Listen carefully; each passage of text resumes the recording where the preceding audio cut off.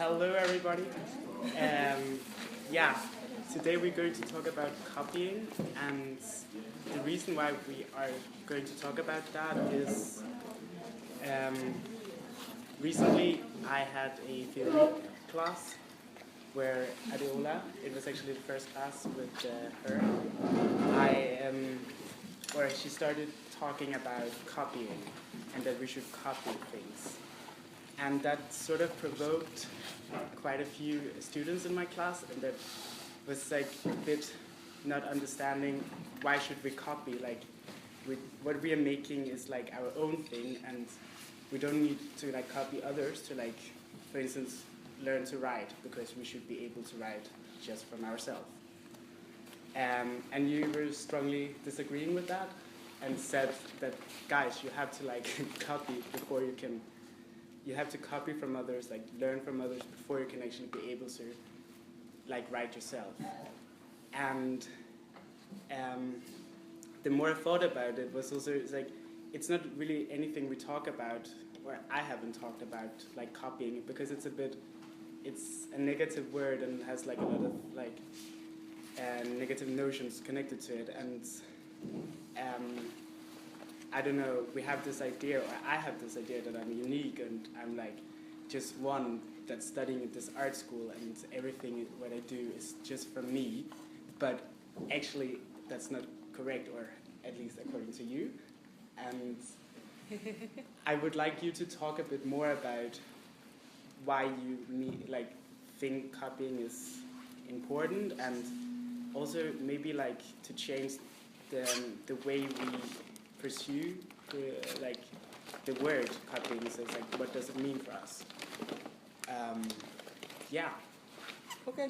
Hi, everyone. My name is Adeola Enigbokan, and I teach architectural theory here at Rietveld, but I'm a tenured professor at the University of Amsterdam, where I work in the sociology department. So what happened was, on the first day of class, some students asked me that, I asked everyone, what would you like to gain from class? And some students explained that they would like to learn how to write, and they were worried that there might not be enough opportunities to write. And I said, well, don't worry about that, because in this class you're going to learn to read. And that's important if you're going to want to write. And no, but we want to write. So I explained, well, how you actually do it then is you have a reading notebook, you read things, interesting things, and you copy these interesting things, sometimes with your hands, into your notebook. You then respond to those things you copy, and you think about those things you copy, and you copy more, and you respond more. And in this way, you begin a conversation with the text that begins with transferring the text into your own hand, and transferring the text then from your own hand into your own words. And it's a very simple reason for copying, because it's a craft. Writing is a craft, right? It's like how you learn to make, how you learn to make furniture or to make different things. You have to learn with your hands. You have to get your hands used to it. There's a sense in which you start to gather words and language. And it's also another very simple reason for it is because that's how you learn to speak. You didn't just invent words. I hate to break it to you, but you didn't invent words. You learn by listening and repeating the sounds that you hear from other people. So imitation is actually the main way, the first way that you learn the most important thing you have, which is your language. So, I understood. I didn't know it would turn into all this. It seemed pretty self-evident to me, but I also understood then that, here at the Rietveld, there may be an idea about originality, and that, everyone is special and unique and different, and that what needs to be expressed all the time is that specialness and uniqueness and difference. And that may be actually true. You should express as much as you want, but that doesn't necessarily have anything to do with learning. And I'm here to teach how to learn. So one important way to learn is to copy and to be aware of what it is that you're copying. And this I learned not just by reading and writing. I also learned this from my first drawing teacher in my university in New York, Archie Rand, who is a very excellent painter. And one of the things that he taught us very clearly in drawing was to go and copy the works at the Metropolitan Museum of Art, and to go into the library and to look at works and to get up close to works and to see how the things are made and to try to move your hand and understand the way that the hand moved that makes the kind of shapes that you like, so that you can start to understand the movement of hands, and you can start to train your hand to start connecting to what it is that you want to do. Another important thing that he taught us, which he also learned from talking to the painter David Hockney, and also just learned from knowing a lot about painting, was the whole process of projecting things, right? That painters historically, even famous Golden Age painters, made projections onto walls, copied. You can make projections and you can copy. And that's a good way to start thinking about the painting and working through something. So to me, copying is not really a big deal. It's just a technique for learning. I didn't know that it was going to upset anyone. But here we are discussing it. I don't have too much to say about it because it's not, I'm not like an expert copier. I just know that when something is really good, I know how to recognize that it's good, something that relates to me is good, because I can see now how the thing is made. I know very well how a piece of writing that is really good is made. And the reason is because for many years, I've copied good writing. Now, that's the way of learning. There's another level to copying, to imitation, which is learning and changing, learning and changing, learning and changing, learning and changing. And you find your own voice and you find your own expression in the same natural way as language. You speak the same language as your country people, they can recognize you. You speak the same language as your parents, they can recognize you. But you change something about it slightly. Or you don't actually change it consciously. The uniqueness of your language comes because of the connection between your copying, and your actual life, your actual living. So it's not some magical act of creation and originality, your language. Your language is the result of your real life, of the distance between the place you come from and the people who made you, because you cannot escape that. They gave you your name, your nationality, your face, so you have what you have, and the life you actually lead. And in there, that is your uniqueness. That's just a tiny fraction of you is what's unique. Even at a genetic level, just a tiny fraction of you is what's unique, not all of you. And that, I think, to me, is a very interesting thing to sit with when you think about creativity, to think about the way that creativity is actually layered and comes from many, many people who came a lot before you, whether you know them or not. And so the possibility for your creativity now is because you are a copy. You are a reproduction. Oh, that's all I have to say. I'll take it away. But I think it's actually interesting that you're talking about your experience of education and as a teacher here now. How do you perceive the fact that, I guess it really depends on the department, but now there's not that many technique in general learned or things to grasp on as an education in art school in general? How do you think? I don't know, because I just started here a few weeks ago, so I don't really know what goes on in other departments. I just know that I teach the way that I learned. I copy the best teachers that I had. So for me, it's important, that I can only teach the way that what I know, and I can only teach the way that I learn. So for me, having a craft is more important than just being original, because everyone is original to some degree, in the sense that everyone is in some way, some small way unique. But not everyone has a craft. Not everyone can write well, and not everyone knows how to read. So that's what I can teach. I can't teach you how to be original. I can teach you how to do something. For example, how to read well, and then how to write well. But I can only teach you the way that I learned. I can show you the way that I learned. And that's not unique. And actually, in a very fundamental way, that's why I'm a teacher. That's because I actually believe that education is possible.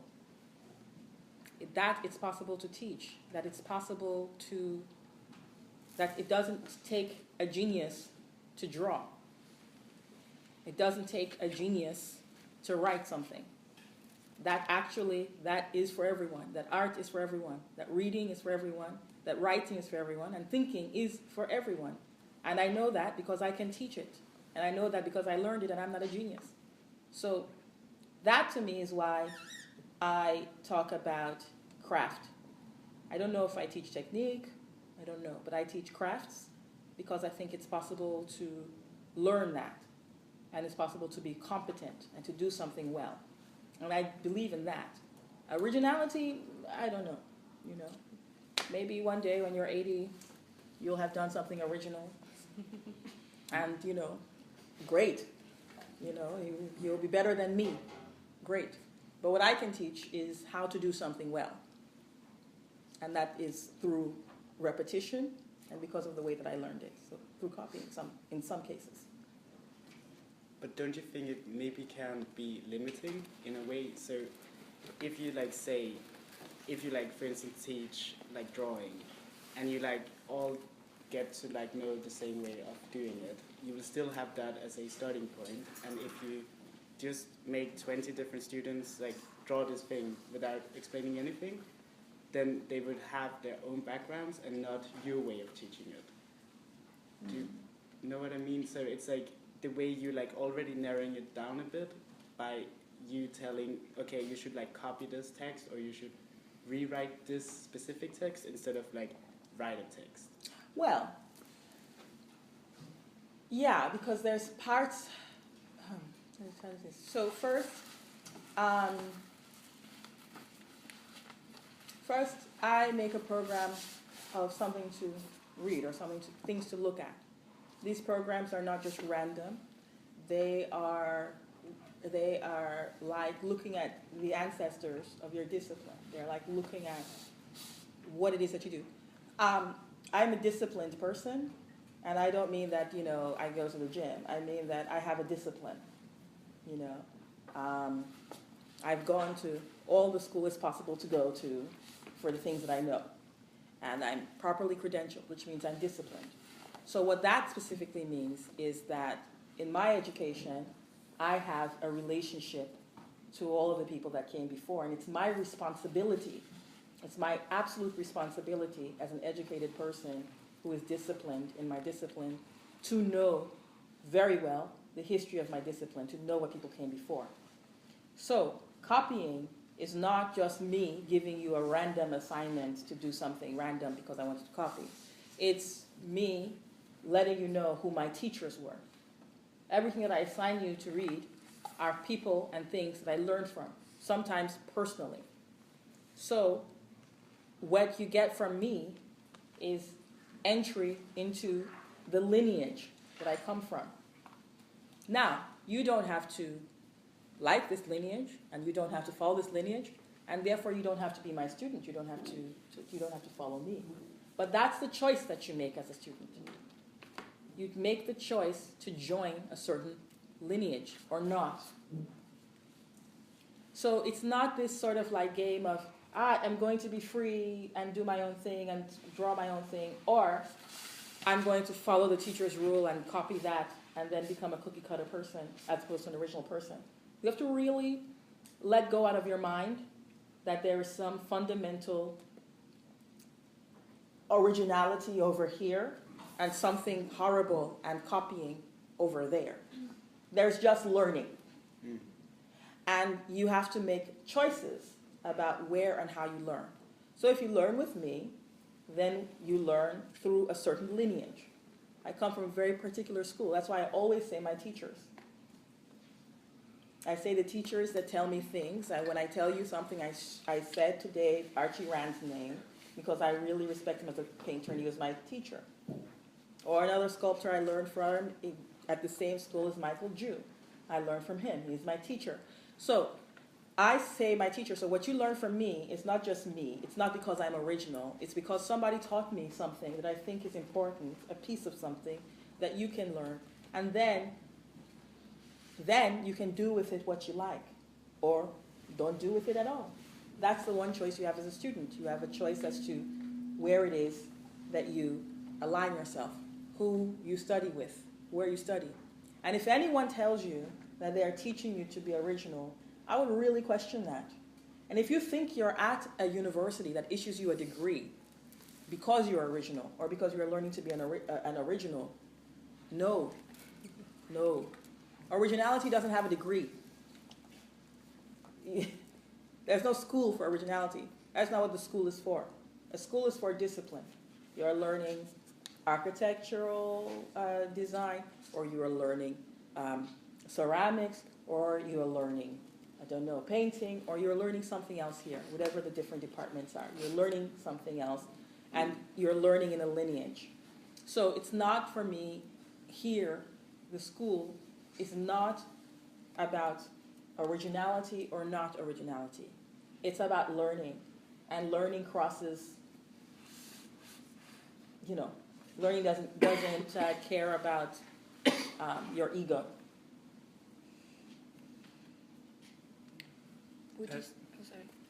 No, just when you were saying about copying text, it reminds me of, I don't know if you're aware of this book. It's called Uncreative Writing. No? No, I'm not. It's by Goldsmith, and it's like super amazing example of like because he's teaching in a class as well at university, like writing class, and he gives to the students these very examples about copying, exercise about copying stuff all the time. So the students have to copy part of text and other kind of things. But in the end, it's like the practice is extremely original, and because it's just like every student is its own certain degree. Of course. It's like, of course, also like picking up the line that you copy is already like an act of expressing yourself. Of course, because originality is not something you aim for. If you're trying to be original, it's really not a good look. It's not cute. It's not going to come out right. I mean, can you imagine that? Look at that guy in the club. Oh, he's trying to be original. It's not something you want said about you. Now, what you've just described is actually what emerges. That something happens when you have certain parameters, when you're given certain clear parameters. Copy this, for example, is one sum. There are many kinds of parameters. Copy this is just one parameter. But a parameter is just from here to here, do something. That is when a pressure is exerted on you. Okay, I have to do something. What the teacher is simulating for you there is a pressure situation. In the pressure situation, in trying to accomplish a task in a satisfactory manner, then you use your own hand. That's when your own hand emerges. That's when you can see your own hand. You can see your own hand in the difference and the distance between what, Gustave Courbet has over here and what you ended up with. That ugly thing you did, that's you. That's where you are. And why the teacher asked me to copy what I learned is that I need to learn I'm not Gustave Courbet. I'm not going to be, I'm not ever going to be. And that's the first thing I need to learn at art school. That's why I understand now, without him telling me, that's why he asked me to copy. Because what I can see is what I actually am. Not some imaginary thing. I can get a very clear distance between myself and Courbet, myself and somebody else. I can get a very clear gauge. in this distance in relation to other painters and other people who draw, where I am and what my hand is, and then decide where I want to go. Because I'm here in the world in relation to this history. And in this, my own hand, in doing this, my own hand, the shape of my own hand, my skill level will emerge. And every time I copy, I can see a change, or I can see a difference. It's for me to learn, and it's for me to be confronted. And I think it's a very dignified way. Now, in your thing, you went on about something about plagiarism and cultural appropriation. Okay. I'm not talking about plagiarism or cultural appropriation. Plagiarism and cultural appropriation have to do with credit, with not giving credit. Every time I came here, I said my teachers. I said who I copied. I didn't at any point tell you that this text that I wrote in my notebook was mine and not someone else's if it was copying. I make a distinction between what I'm copying over and what my response is.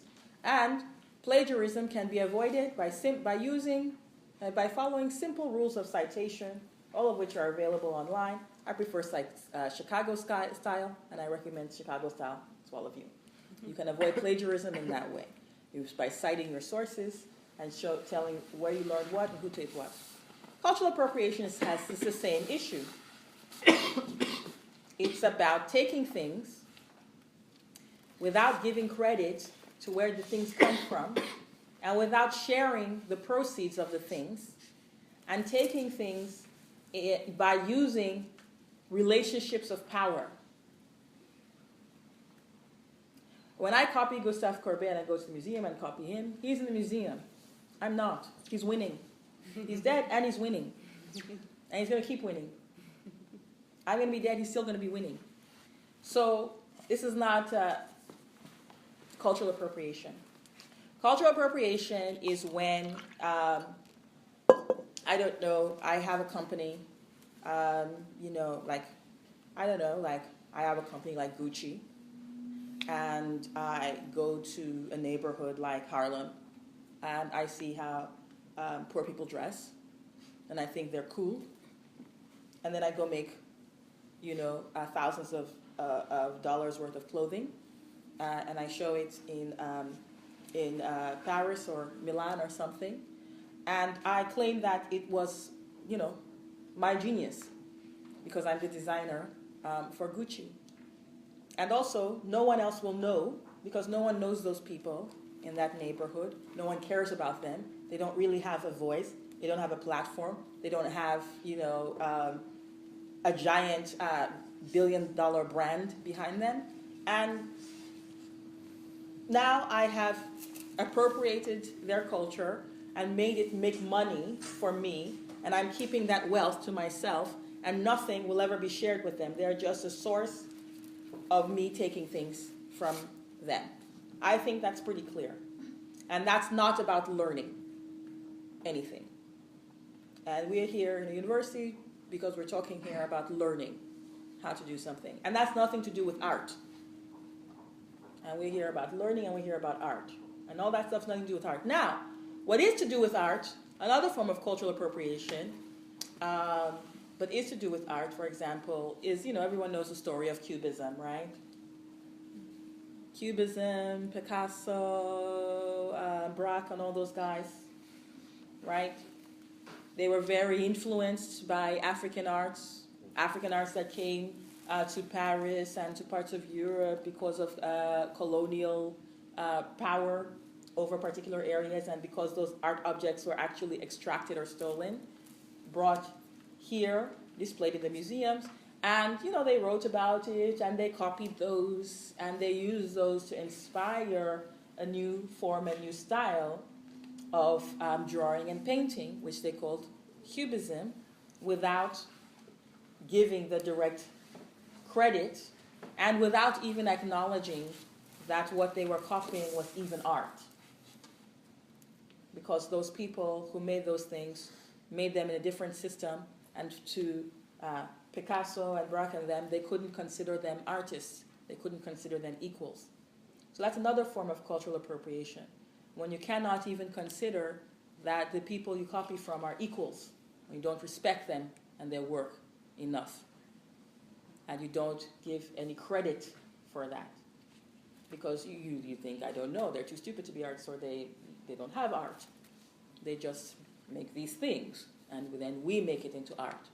So that's another form of appropriation. But yeah, so that's now I'm done. I'm not talking about plagiarism. I'm not telling you guys, don't come here and say, go at the end of the, turn in a paper at the end and said, well, Adeola told me to plagiarize. I copied everything. I'm learning. No, I did not know. I didn't say all that. And also, don't go and, I don't know, design a sweater that comes from, a Native American culture, and then, try to sell it, on Etsy or something, and then when someone writes, you go, well, Adeola told me to copy. No, I didn't. So, just to clarify, that's not what I said. Okay. Yeah, I was just wondering maybe if you had a clue, or like where does that shame come from when it comes to copying in art? Because the way you see the learning of things, which maybe is more like academic based, so maybe it's a bit different. I don't know what kind of education. Was it art education or? I had all kinds of education, one of which was art. Okay, and I mean like 3 or 4 or even maybe less century ago, having someone to learn from and having a master and learning from someone was absolutely normal, and it was the rule to actually follow. And nowadays there's this kind of shame to actually take from someone, and maybe it has to go with the notion of genius that you talked about. But right, it's also genius is also market, right? It's we're conditioned to work in a certain market, and the way art is produced now, we work in a certain market where you can only have one. You have to be. It kind of is an original. You have one name on it, and you sell that like you're selling your name or your brand. But we know, right, that all the painters, all the artists, they worked in studios. They either worked for people in studios or they ran a studio, in which a Rembrandt is just produced in a studio, or a Vermeer is produced, with a team of artists in a studio. They're not just actually those guys standing there painting every single stroke by themselves, and it's an original. I mean, we know that, right? We know that the actual production process. But for the purposes of display of art, and for the purposes of valuing art, and for the purposes of art history, all those other people who worked in the studio can't be artists, because only one person can have an original idea, and everybody else has to work for them, right? So that's a certain kind of, so there's a certain kind of structure that is connected to a certain kind of hierarchy here that makes it less honorable in people's minds to be the person who works in the studio producing it, as opposed to the artist whose name's on it. You want to be like the boss of it, right? So that could be one source, Yeah, I mean, I think another source obviously is this idea that what an artist is an original. Like that thing that you can't be an artist unless you can claim that, that you are original. And that's a big, I think, like existential struggle and so on. But I mean, I don't think that that's what is the key. I don't know that is, in my mind, the key thing about a good artist. I think the job is much bigger than just being original. I think the funny thing is that actually we recognize things as art because they remind us of previous art. So in a way, we're not even looking at as things as being original. Right. We're just they remind us of something which fits into a certain context. Right. Look, I give you an example of what I was just saying. Hitler is an original, but he's a failed artist. Actually, the joke was that he's the best performance artist of all time, unfortunately. Or maybe he's a performance artist.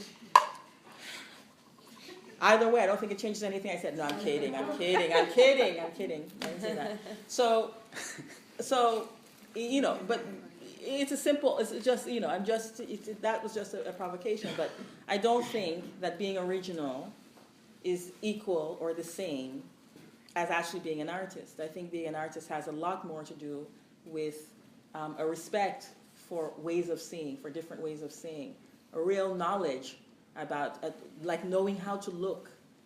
I value an artist more who knows how to look, who can recognize different ways of seeing, than someone who is just original, because original is what we all are. Every human being is an original. No one is fundamentally better than the other, but we have different skill sets if we are artists, and we have to learn those skill sets and practice them, with real sensitivity, with a sense of ethics. We have to practice, We have a skill, we have a profession, we have to practice, and we have a service that we perform to society. And these things are more important than just being original. All those people who worked to produce Rembrandts and Vermeers and whatever, we don't know their name. Are they originals? I don't know, but they help to make really great work. And that's important as an artist, to contribute to that. And we need to respect all of that. But we can't ever respect it if we don't learn the skill, and we don't learn our craft, and we don't respect the process of learning, and we don't respect our elders by learning from them, listening, copying, and using that to learn. But I think that's all I have to say, unless there's other questions. I think you got the gist. Yeah? Can you maybe explain why copying to this present day, also in this art school, is looked at condescending or maybe even frowned upon? If I know that there's a term in art school which is copycatting, which is looked at with a negative connotation. So I ask myself why. I mean, this method looks very easy and simple for me to understand, and I wonder why it's not something that has been much more present. Or after that, maybe you have other examples of where this method is being used to teach. I don't know. I only know how I learned. I don't know what goes on here. Maybe you can answer that more. Why do you think copycatting is frowned upon at this school?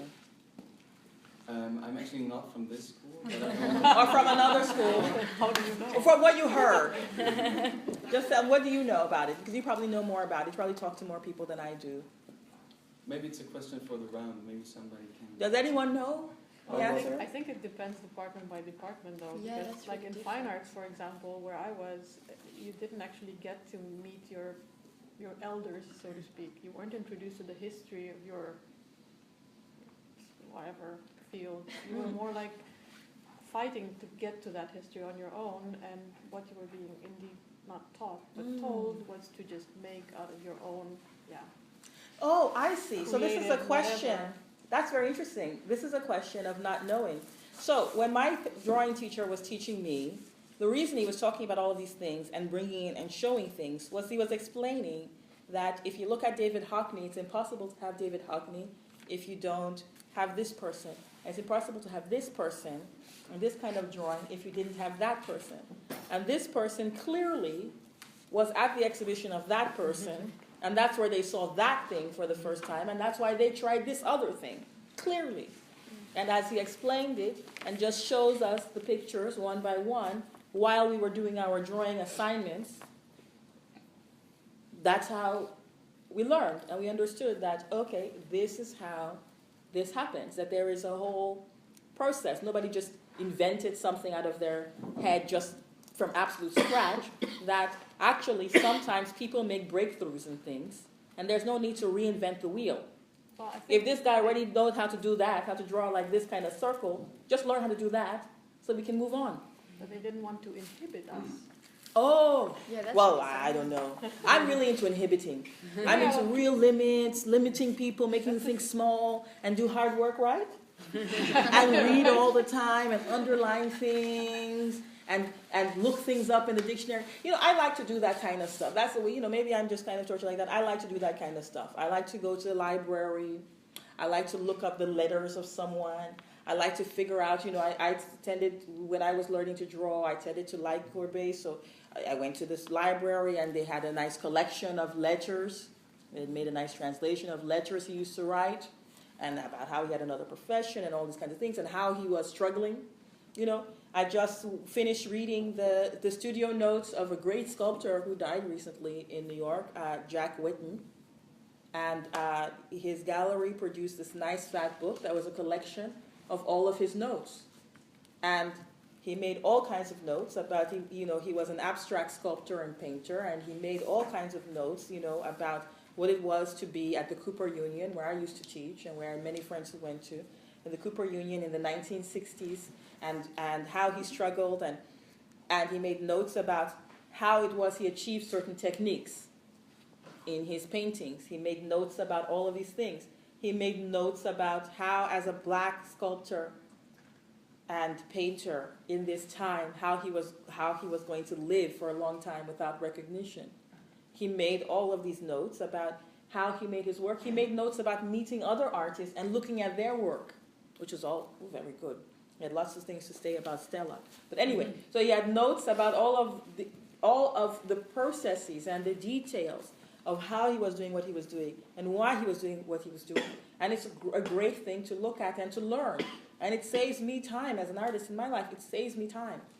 Because this man lived a whole life, and he worked every single day, and he made careful notes, and it's super helpful.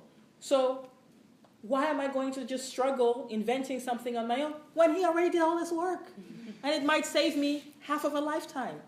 Just understanding, materials, why he used certain materials, how he used certain materials, why this material and that material works well together and does this, and don't ever do that.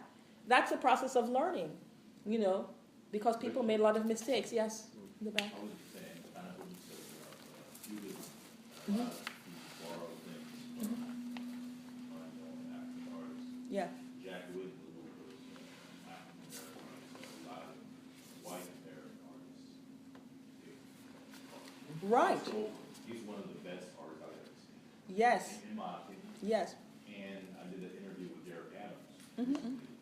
Where Gerrit Adams was like, yo, it was Jack. It was Barclay, who is Barclay Hendricks. It's like these type of cats who are doing things at such a high level, but we're not recognized for 20, 30 years, getting copied in the actual time of their relevance. So that's another thing that I think is Yeah. not just copying like posthumous or Yeah. post-mortem. Just like, Yeah.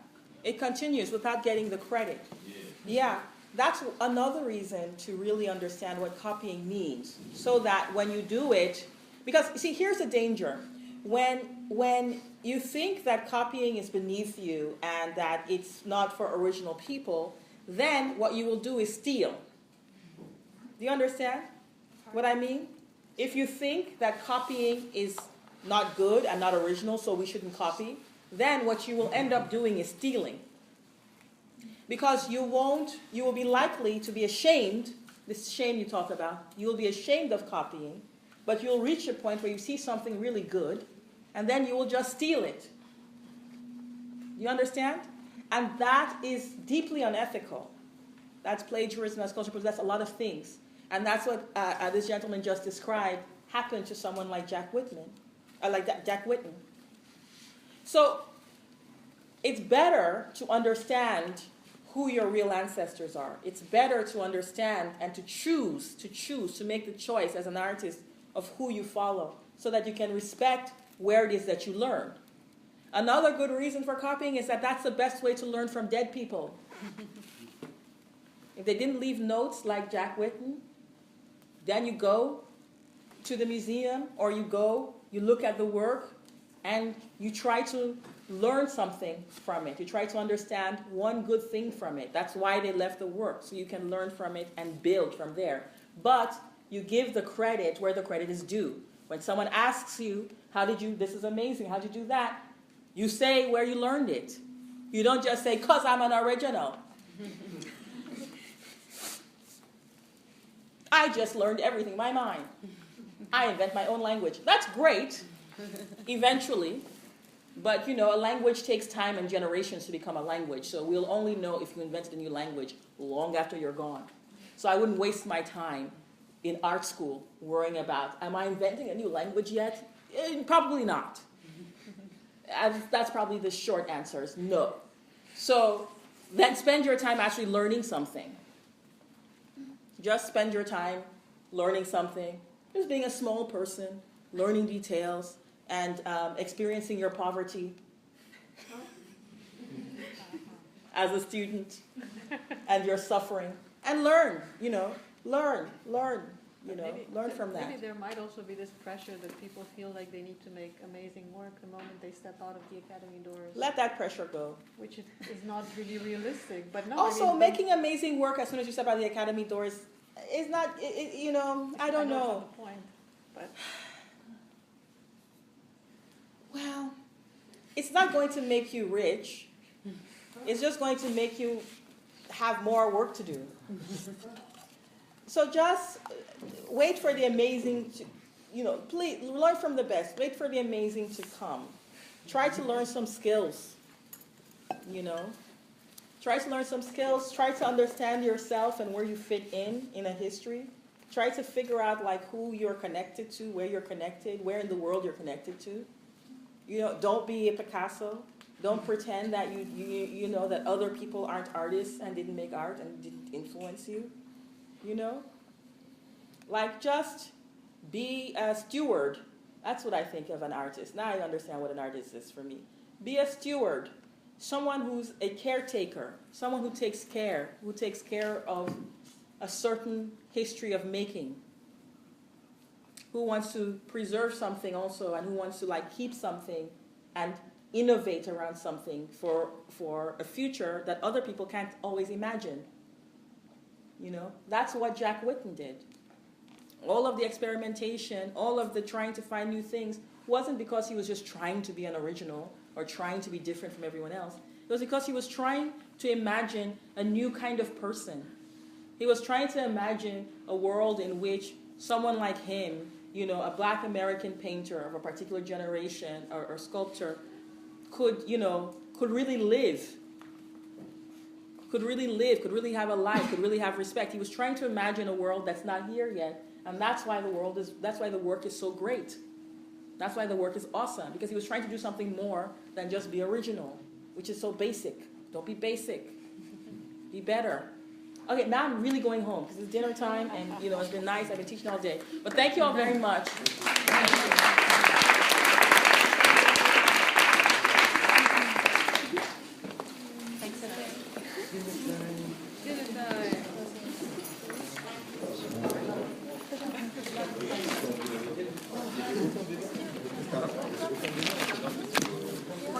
Yeah, you were really making this larger.